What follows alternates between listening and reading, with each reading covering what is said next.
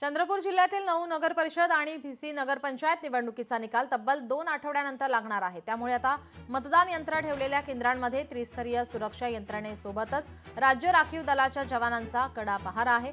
बल्लारपुरातील मतदान यंत्र नगरपरिषद स्ट्रॉंग रूम मध्ये ठेवलेल्या असून एसआरपीएफ तुकडी तैनात आहे। तिथला आढावा घेतला आमचे प्रतिनिधी अनिल ठाकरे यांनी।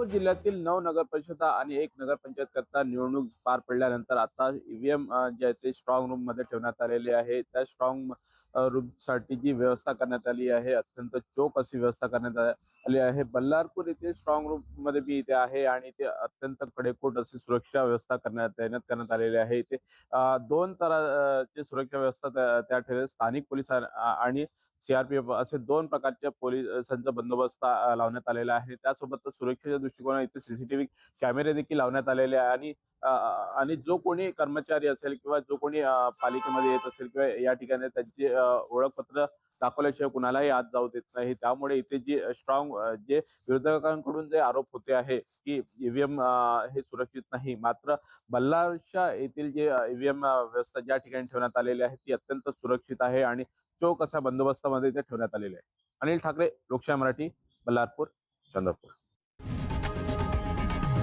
लोकशाही मराठी ऐका, पहा, जागरूक रहा।